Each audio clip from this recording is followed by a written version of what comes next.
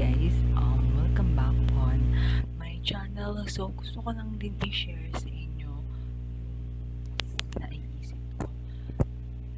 Actually kasi last year pa to pero naiinis pa din ako na, ano mo yun, may mga tao na hindi talaga magiging masaya para sa atin. Hindi sila masaya na nahihigitan natin sila. Hindi sila masaya na umaangat tayo, na yung mga plano natin taliwas sa mga gusto nilang mangyari sa atin. Kasi alam mo yon, may mga taong pakialamero pero hindi naman sana sila yung nanay natin, di ba? Hindi ko alam kung saan nanggagaling minsan yung mga, tapos yun, hindi ko talaga alam kung saan nanggagaling yung mga hugot niya, pagpaparinig niya na parang isip bata, as in dumadating sa ganun, na parang siyang isip bata.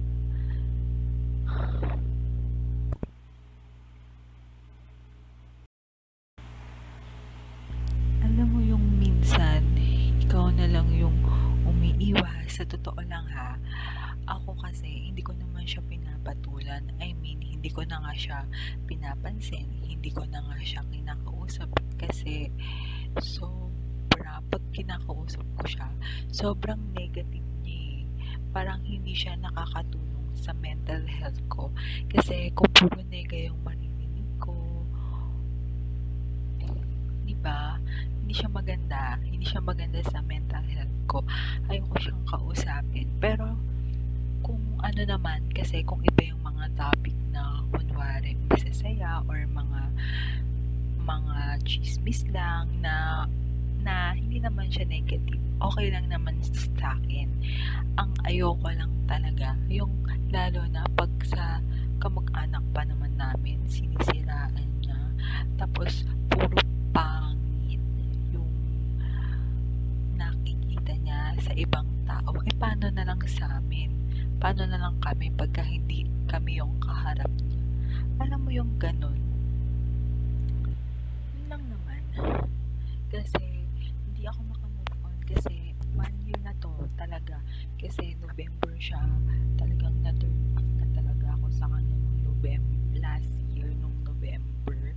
As in, nag-share lang naman ako sa kanya ng mga bago kong pangarap. Kasi nga, syempre, hindi naman ako makakabalik sa mga hotel and restaurant kasi nga masakit na yung likod ko. May mild scoliosis ako. So, hindi na talaga pwede. Lalo na sa resto.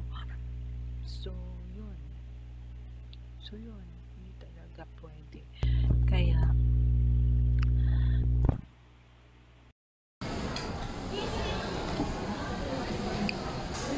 by day ko daw, sabi ni Papi. O, lagi ka na!